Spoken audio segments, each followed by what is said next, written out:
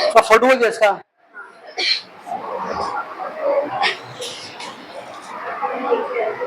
अभी थ्योरम कौन सा करेंगे हम लोग?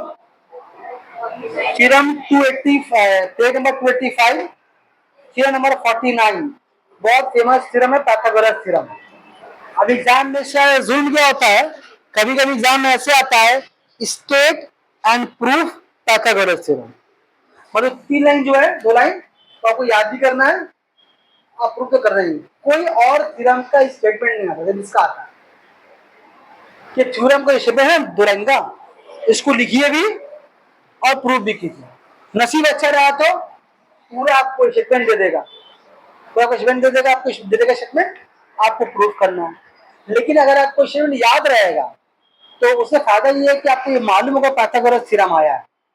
एग्जाम में ऐसा है कि state and proof Pythagoras theorem, आप तो स्टेट का थ्योरम लिख दिए लेकिन अगर आपको स्टेटमेंट दिया तो अभी पकड़ नहीं पाएंगे पाइथागोरस थ्योरम, क्योंकि एक और थ्योरम अभी जो आया कॉन्वर्स पार्ट, तो ठीक इसी को उल्टा और सुनने में, देखने में, पढ़ने में सेम सेम लगता है, तो आप कंफ्यूज जाइएगा। तो अगर आपको अगर आपको पाइथागोरस थ्योरम स्टेटमेंट प्रूफ दे रहा है तो आपने ज्यादा आसान है, या कंफर्म है कि पाइथागोरस ही आया है।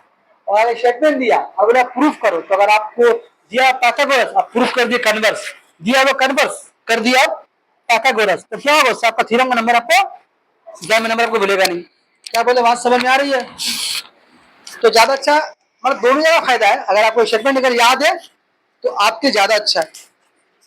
ठीक है, चलिए तो कैसे करेंगे देखिए।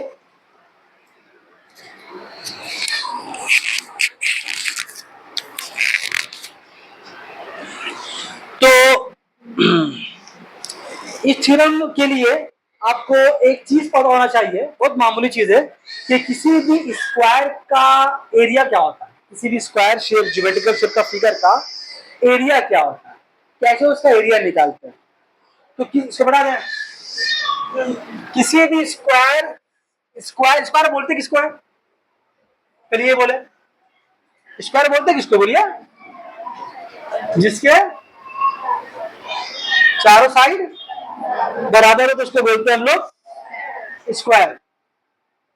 तो अगर कोई स्क्वायर है तो साइड क्या था उसका, बराबर होगा। जैसे ये रेक्टेंगल है, इसका चारों बराबर नहीं है, कौन बराबर है, आमने सामने का बराबर है, सब बराबर नहीं है, आमने सामने का बराबर है। ठीक है ना जी। लेकिन अगर स्क्वायर तो क्या होगा, साइड सब बराबर होगा।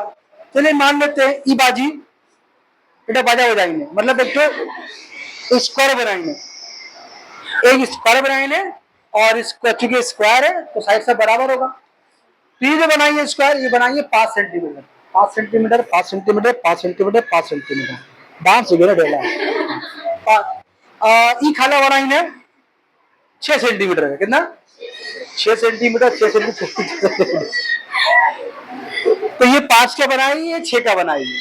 तो हम जो बनाएंगे, ये जो स्क्वायर बनाएंगे उसका एरिया क्या होगा, ये जो स्क्वायर बनाएंगे, सर पाउच को रोड पूरी अम्मी। तो जो बाजी जो बाजा बजाएंगे क्या, कितना का, 5 रुपए का, मतलब वो एक स्क्वायर बनाइए, कितना साइड लंबाई उसका, 5 सेंटीमीटर के स्क्वायर एक स्क्वायर बनाएंगे, ठीक है, 5 5 5 6 6 6 6। तो ये जो स्क्वायर है इसका एरिया क्या होगा, तो एक स्क्वायर का एरिया होता है कि उसका साइड के ऊपर स्क्वायर चढ़ा दो, 5 का स्क्वायर 25, 6 का स्क्वायर 36, यानी ये जो स्क्वायर बनाइए उसका एरिया कितना होगा, 25 स्क्वायर सेंटीमीटर, ऐसा कितना होगा, 36 स्क्वायर सेंटीमीटर। बोलने का मतलब है किसी स्क्वायर अगर आपको एरिया निकालना है, कुछ भारी काम करना नहीं है, उस स्क्वायर के साइड के किसी भी लंबाई के ऊपर आपको स्क्वायर चढ़ा देना है। ऐसे फॉर्मूला एरिया का होता है लेंथ इनटू ब्रेथ। देखिए स्क्वायर का लेंथ भी है 6 और ब्रेथ भी 6, लेंथ भी 5, ब्रेथ भी 5, तो 5 का स्क्वायर 6 का स्क्वायर हुआ ना। इसीलिए स्क्वायर का एरिया निकालने में क्या बोला जाता है कि किसी भी एक साइड के ऊपर तुम स्क्वायर कर दो, उसका एरिया निकल जाएगा। तो ये बात कहां से भी आ गया, पढ़ा रहे हैं, कहते चले गए स्क्वायर में। तो ये लगेगा यहाँ पर, कैसे लगेगा दिखा रहे अभी आप। अच्छा एक बात और सुने आप इस थ्योरम के लिए, ट्रिग्नोमेट्री में हम लोग कॉस थीटा के बराबर क्या पढ़ा था? ट्रिग्नोमेट्री में हम लोग कॉस थीटा के बराबर क्या पढ़ा था हाइट डिस्टेंस में? अगर आप लोग को याद हो तो कॉस थीटा बराबर होता है बेस बाई हाइपोटेन्यूज, और साइन बराबर क्या होता है? P by H. हालांकि इस थ्योरम का इससे तो रिलेशन नहीं है, लेकिन ये आपका थ्योरम को आसानी से प्रूव करने में हेल्प करेगा। बस ये कॉस और साइन, जब पाइथागोरस आए तो इन दो बातों को आप ध्यान में रखिएगा, तो थ्योरम आपका आसानी से प्रूव हो जाएगा। रट्टा मारेगा, बैठ कर रट्टा मारने में भूल गया तो थ्योरम जीरो हो गया आपका। ठीक, चलो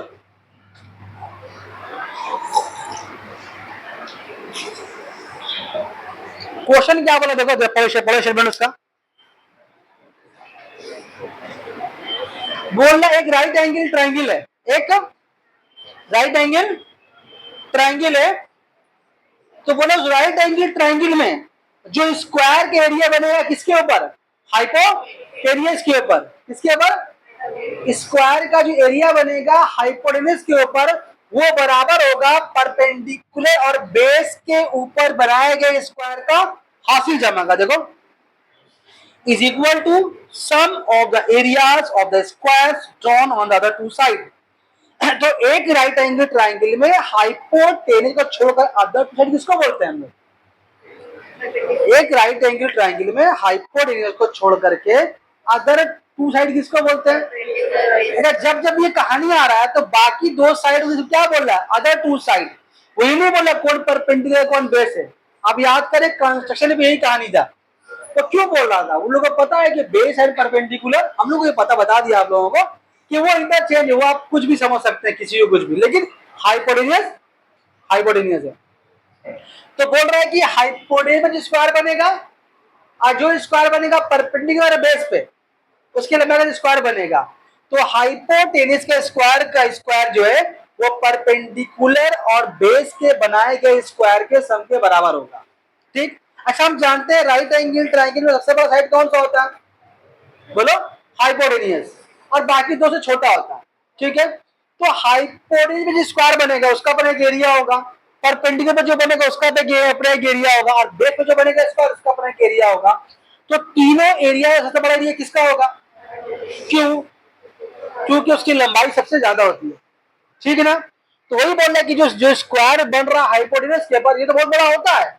आप साबित करो कि ये स्क्वायर का एरिया परपेंडिकुलर बेस के ऊपर बनाए गए स्क्वायर का एरिया के सम के बराबर है।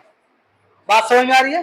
अगर आप ये रफली बना के दिखाएं, रफली बना रहे हैं, बराबर नहीं बन सकता। ये मान लीजिए एक राइट एंगल ट्रायंगल है, ठीक है। इस राइट एंगल ट्रायंगल में इसके ऊपर एक खिला लग गया मेरे हाथ में, इसके ऊपर एक स्क्वायर बनेगा, ठीक, इसके साइज का जो लंबाई इसका वही लंबाई चारों का। वैसे इसका अपना एक स्क्वायर बनेगा जी। वैसे इसका अब बनाना तो बड़ा मुश्किल बात इसको, लेकिन रफली बना के समझाने की कोशिश कर रहे हैं आप लोग।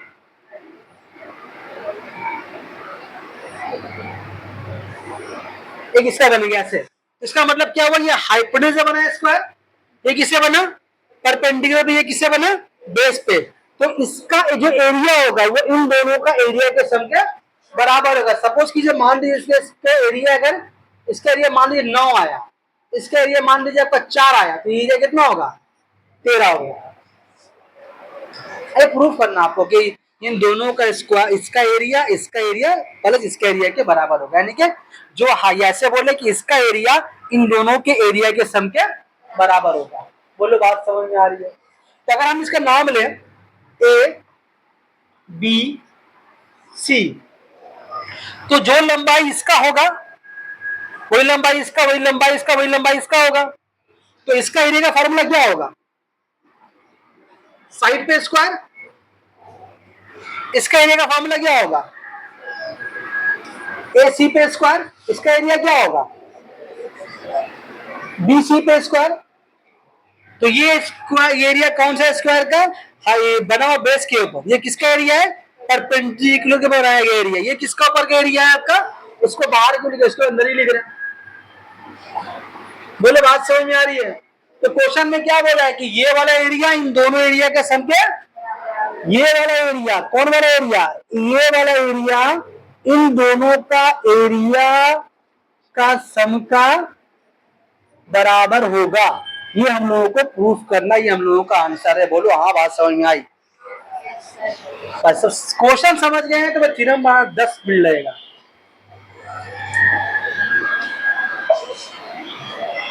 ठीक, स्टार्ट होने से करेंगे।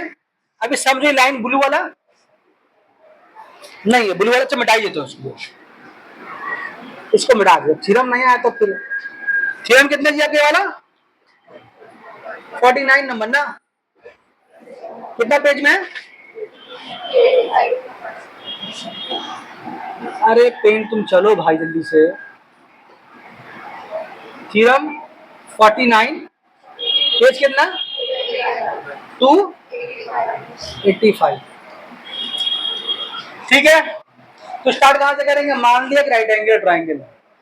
अभी तो मानने में कहा कि राइट एंगल ट्राइंगल है, क्या आपको ऐसा ट्राइंगल देखना है? ऐसा भी हो सकता है। पढ़ना है ध्यान से पढ़ लीजिए। बाहर रास्ता में काफी लंबा सफर है, जाते बात कर लीजिएगा आपसे। मेरा कॉन्सेंट्रेट बिगाड़ दे चारों आप बहुत देर से। ठीक है, हम बर्दाश्त करें बहुत देर। तो आप लोग ऐसा देखने के आदि है, लेकिन अभी ये भी क्या है, राइट एंगल ट्राइंगल है। ये 90 डिग्री यहाँ बन रहा है, तो कौन सा हाइपोटेन्यूज होगा, बीसी। तो सेम बात बोलेंगे कि मान लिया कि एबीसी एक राइट एंगल ट्राइंगल है, जहां पर एंगल बीएसी 90 डिग्री है और वर्टेक्स ए से ठीक सामने वाले साइड यानी कौन हाइपोटेन्यूज, उसके ऊपर एक परपेंडिकुलर ड्रॉ करेंगे। जो क्या करेगा, जब ड्रॉप करेंगे परपेंडिकुलर तो क्या करेगा, हाइपोटेन्यूज बीसी को इसे एक पॉइंट पे काटेगा। कहां पर काट रहा वो, पॉइंट डी पर। बोले बात समझ में आ रही है ना, तो काम खत्म। तो हमें साबित करना क्या है, हमें साबित करना है कि हाइपोटेन्यूज के बनाया गया स्क्वायर वो कौन होगा, बीसी ना। तो कौन है यहां पर, हमें साबित करना है क्या कि हाइपोटेन्यूज से बनाया गया स्क्वायर इसके बराबर होगा, इसके बराबर होगा बाकी दो साइडें बनाए गए स्क्वायर के सम। कौन कौन है वो, ए बी का स्क्वायर प्लस ए सी का स्क्वायर। बोलो बात समझ में आ रही है। मतलब इसके ऊपर जो स्क्वायर बनेगा वो इसके ऊपर बनाया गया स्क्वायर के सम का बराबर होगा। ये हम लोगों का आंसर है, हम लोग प्रूफ करना है। अच्छा बात समझ गए। अब चलिए मेन प्रूफ, इसका मेन ढांचा होता है प्रूफ। बाकी तो यहाँ पर उर्दू में लिखा हुआ देंगे तो आप लिख लीजिएगा।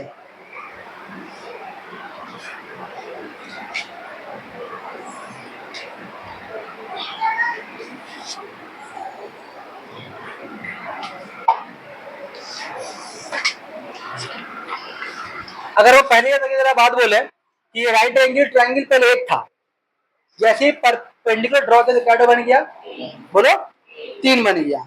अभी हम इससे पहले प्रूफ करके हम लोग आए कि तीनों ट्रायंगल के आपस में बोलो सिमिलर। और सिमिलर कैसे प्रूफ किया हम लोग, एंगल के एतबार से सिमिलर प्रूफ किया। लेकिन ट्रायंगल साइड के एतबार से सिमिलर होता है। जो एंगल के एतबार से सिमिलर है तो साइड के एतबार से भी सिमिलर होगा ही होगा, और जो साइड के एतबार से सिमिलर है वो एंगल के एतबार से भी सिमिलर होगा।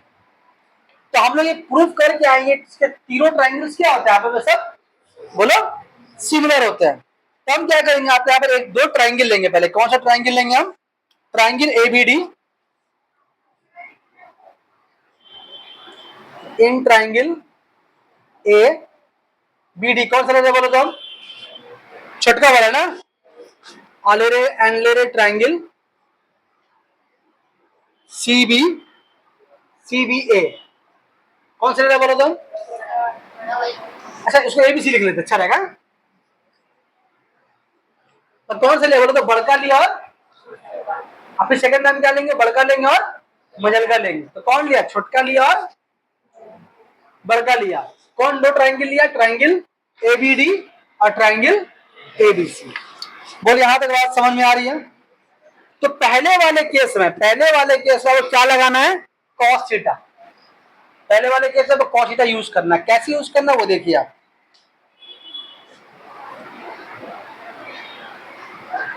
पहले वाले केस में पहले छोटा लिखा हम ना, तो छोटा लिखा तो जो लिखेंगे पहले छोटा के बारे में लिखेंगे। तो छोटा वाला कौन, ये वाला है। यहाँ पर आपको बेस कौन दिख रहा है, यहाँ पर आपको बेस कौन, छोटा वाला है, बेस कौन दिख रहा है, बोलिए फिर से बोलिए, बीडी बेस दिख रहा है ना। हम बड़े वाले के बारे में बात नहीं कर रहे हैं, आपको बेस दिख कौन रहा और हाइपोटेन्यूज कौन सा दिख रहा है जी। तो अभी आपको जो बता दिए cos थीटा लगाना है, उससे ये समझ में आता है, आपको कंफ्यूजन आपको नहीं होगी किसको किसको तो हम लें। तो कैसे लेंगे, देखिए बेस कौन है आपका, B D, base by high कौन होगा वो, ए बी। वरना आप सच्ची बोल रहे, आप सवाल खुद से पढ़ेंगे, आपको समझ में नहीं आएगा कि कौन साइड का रेशियो हमको लेना है। तो अगर कॉस आपको याद है तो अब आराम से लेंगे बेस बाय हाइपोटेन्यूज, ठीक है। अब आएंगे बड़का वाले के बारे में। अब बड़का वाले के बारे में बेस बाय हाइपोटेन्यूज लेना है आपको, बेस बाय हाइपोटेन्यूज लेना है। तो बड़का वाले का हाइपोटेन्यूज तो पता कौन हमको, कौन है बोलिए, बड़का वाला का हाइपोटेन्यूज कौन सा है, बीसी होगा ना। वो 90 तो यहाँ पढ़ना बड़का वाला में, तो सामने वाला था ना हाइपोटेन्यूज, तो बीसी क्या आपका हुआ, मतलब यहां भी कॉस लिए तो इस तरफ भी कॉस लेंगे, तो बेस बाय हाइपोटेन्यूज। अब बड़ा वाले के लिए भी क्या होगा, बेस बाय हाइपोटेन्यूज। अब लेकिन बड़ा वाले का मैं आपको हाइपोटेन्यूज कंफर्म है कौन है, देखिए बेस नहीं पता, बेस तो इंटरचेंजेबल है, बात समझ में आ रही है। यहां पर ये बात क्यों नहीं बोला कि आपको देखिएगा बेस है, ठीक है। अब यहां पर बेस आपका क्लियर नहीं हो रहा है कि वो एसी बेस होगा या बी बेस होगा, उसका भी आपको ट्रिक बता रहे हैं। तो आप क्या कीजिए, पहले इसका लिख लीजिए हाइपोटेन्यूज, नीचे में क्या आता है, ऊपर क्या आएगा बोलिए, बेस। अब इसका बेस कौन लेंगे, ये ले ना ये ले, तो आप पहले काम कीजिएगा, जो यहाँ लिखा हुआ है, जो यहाँ लिखा है आप उसको यहाँ लिख दीजिए। इसका बोले बेस किसको लिया, तो अगर आप ये भूल दीजिए तो आपको यही भूल हो जाएगा, देख समझ में आया। तो ये बेस बाई हाइपोटेन्यूज लिया, यहां पर आए, यहां पर बेस कौन तक क्लियर नहीं है, लेकिन ये पता है कौन है हाइपोटेन्यूज, कौन है वो, बीसी। अब सर बेस क्या आएगा, बेस एसी भी हो सकता है, एबी भी हो सकता है, तो आप क्या ले लें, आप जो है उसको वहां लिख लें, जिसको ना समझ में उसके लिए भी जो यहां था आप उसको वहां लिख लें, क्योंकि आप इसको क्रॉस मल्टीप्लाई कर दो, कितना होगा, ए बी का स्क्वायर हो जाएगा, होगा A B into A B square होगा। यहां पर आपका ए डी इंटू, ज्यादा ब्रैकेट में तो खराब लगा देखने में, बी डी इंटू नाम इसका 1 दे दो, ठीक ठीक है। यहां तक आप सेम किसको लेंगे, ट्रायंगल, अब इन ट्रायंगल कौन एबीडी है ना, अब क्या लेंगे हम लोग, एडीसी,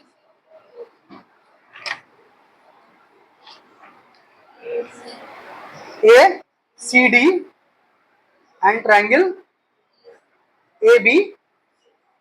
बड़का वाला लेंगे, बड़का वाला छोटा वाला, बड़का वाला और मंडला वाला। अभी क्या लेना, बड़का वाला और मंडला वाला। अब यहां पर क्या लेना आपको बताया, आपको साइन थीटा क्या लेना आपको, साइन थीटा। ए सी डी को देखिए पहले आप, साइन थीटा बराबर क्या होता है, परपेंडिकुलर बाई,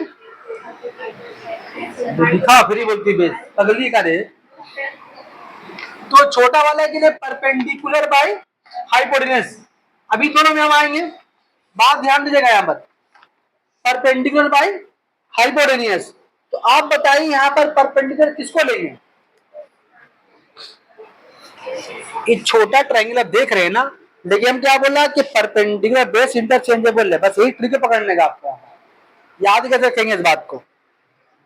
तो आप बताइए परपेंडिकुलर इसको ले या इसको ले, देख के तो लग रहा है यही ले, देख के तो लग रहा है यही ले, लेकिन हम लोग यहाँ पे एक बात आपको बता रहे हैं आपको, ये कि इसको हम लोग छोटे वाले के बारे में एक बार परपेंडिकुलर मान चुके हैं, है ना। छोटे वाले वही लिया है, जब इसको हम बेस पकड़ा था, इसको पकड़ा था हाइपोटेन्यूज छोटे वाले केस में, इस केस में जब ये बेस पकड़ा था, ये हाइपोटेन्यूज, ये तो परपेंडिकुलर ही बस मतलब है ना। तो जब इस वाले केस में आएंगे, इसके वाले में आएंगे, तो फिर हम इसको परपेंडिकुलर नहीं बोलेंगे, क्योंकि एक बार इसको परपेंडिकुलर, अरे एक ही घर में दो बच्चे का नाम सेम रख सकते हो तुम, नहीं ना, सही गड़बड़ जाएगा मामला ना। तो क्या करेंगे हम लोग, किसको बोलेंगे परपेंडिकुलर, ए सी कैसे बोल देंगे परपेंडिकुलर? या अल्लाह, ये तो देखिएगा हाइट 90 डिग्री के सामने में तो हाइट पड़ रही है, मुंह में घाव हो जाएगा ऐसे बोलेगी तो कौन होगा? डीसी। तो परपेंडिकुलर बाई हाइपोटेनियस। आपको देखने में लग रहा है ये बेस है, लेकिन आपको बेस नहीं मानना, ठीक है? तो क्या मानना है उसको? परपेंडिकुलर। क्यों मानना है? क्योंकि एक बार देखने में बजाय लग रहा है कि एडी परपेंडिकुलर होना चाहिए, लेकिन एडी को हम लोग छोटा वाले के बारे में परपेंडिकुलर मान चुके हैं। भूल जाए तो इस बात को लिख लीजिएगा तिरंगे बगल में कि एक घर में दो बच्चे का नाम चुन्नू नहीं रख सकते, एक का नाम चुन्नू, एक का नाम मुन्नू रखना ही होगा। हो गया ना? तो आप लिख लिए परपेंडिकुलर बाई हाइपोटेनियस। बड़ा वाले के बारे में बोलिए, बड़ा वाले के बारे में कौन होगा परपेंडिकुलर, कौन होगा हाइपोटेनियस? हाँ सॉरी, कौन होगा परपेंडिकुलर, कौन होगा हाइपोटेनियस? तो देखिए आप इसको अब बड़े वाले में इसको बेस मान चुके पहले, है ना? मान चुके, इसका परपेंडिकुलर कौन होना चाहिए? यानी जिसको जो पहले मान चुके सेकंड केस में उसको वो नहीं मानिएगा, ठीक? तो क्या आ गया? ये परपेंडिकुलर और ये वाला हाइपोटेनियस। वैसे ही आपको क्या बोला कि आपको तो हाइपोटेनियस कंफर्म है ना, भी समझ में आया तो जो यहाँ है ये आपने आप चलाइए ऐसी, और देखो वही आना भी था लॉजिक के हिसाब से। तो जैसे भी तुम पढ़ो करने से मतलब है। अब देखो ए सी का स्क्वायर हो गया B C into D C. Theorem का 90% काम खत्म हो गया। यही दो मेन लाइन है थ्योरम का, ये भूल, इसी को लिखने में दिमाग चकरा जाता है। आपको हम ट्रिक बता दिए कैसे कैसे लिखना है। जब थ्योरम लिखेंगे बगल में तो साइड में साइड नोटबुक पे ट्रिक लिख लेंगे, वरना एग्जाम के टाइम पर याद करने बैठेगा तब याद नहीं है, और ट्रिक्स जल्दी याद हो जाता है, समझ में आता है। क्या ख्याल है आप? तो फिर बोलिएगा बेस पाई पड़ेगी, ठीक है का? बोलो। अब दोनों को तुम ऐड कर दो, बाएं वाले को बाएं से, दाएं वाले को दाएं से ऐड कर दो। कर दे? तुम्हारे बोलने से नहीं कर रहे, करेंगे। चलो दाएं 1 प्लस 2, हम दाएं वाले को दाएं से ऐड कर रहे हैं, ठीक है? बाएं को बाएं से करेंगे। तो पहले कौन है वहां? B D into D C. अरे ये बी डी इंटू, सॉरी यार, ठीक है बोली, असल में बोली ना उल्टा, हम बोगला गए हाइपोटेन्यूस के बेस।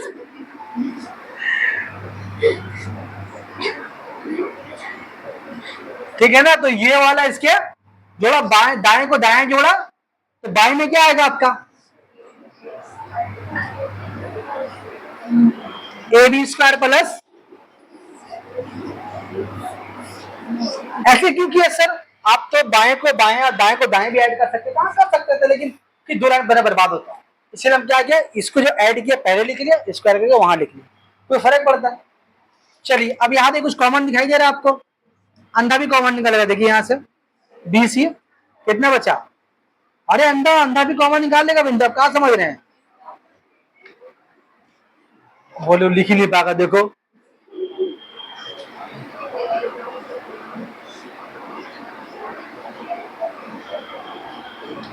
देखो, ठीक है, क्या कॉमन लिया? बीसी कॉमन लिया। अब डायग्राम में तुम देखो बीडी कौन है? ई वाला। डीसी कौन है? ऊ वाला। तो ई वाला ऊ वाला मिला के बीसी नहीं हुआ, देखो तो बीडी ये वाला है और डीसी ये पूरा है, तो ये वाला और ये वाला ऐड होके पूरा बीसी नहीं हो गया? तो क्या हम यहाँ पर इस बीसी के पहले से मौजूद है, इसके बराबर भी क्या हो गया? बीसी। क्या स्क्रीन पे आ रहा है? आश्चर्य तो है। अब देखिए बीसी बीसी मिले क्या हो गया? बीसी का स्क्वायर हुआ। आप तो ऊपर देखिए तो जो हम लोग को प्रूफ करना था,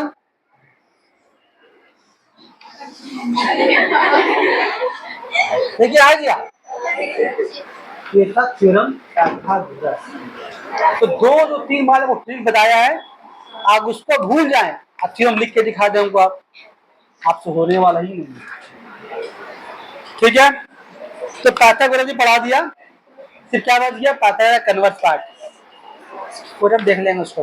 अब आप नेक्स्ट क्लास में आइएगा, आप लोगों का कंस्ट्रक्शन और टेस्ट शुरू हो जाएगा, कल चलेगा, कंस्ट्रक्शन चलेगा, और हम आप लोग को बुध को आप लोग आएंगे ना, तो अब किस किसी का टेस्ट होगा हम बुध के दिन बढ़ा देंगे, ठीक है, क्योंकि अब कुछ बचा नहीं है, क्योंकि हम बोला कि ट्रिग्नोमेट्री, हाइट एंड डिस्टेंस और मेंसुरेशन अभी पढ़ाएंगे, छुएंगे नहीं उसको, वो छुएंगे हम सेंटर बाद, और अभी जो है जितना पढ़े हम लोग सब प्रैक्टिस होगा या टेस्ट होगा, ठीक है, जहां तक हम लोग कर पाए।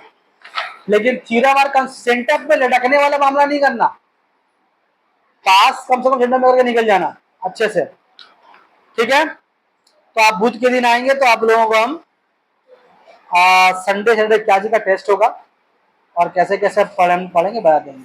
साइंस बहुत बाकी, साइंस बहुत पढ़ेंगे, साइंस आप लोग का सेंटर वगैरह में है, उसको पाउच कर दीजिए फालतू।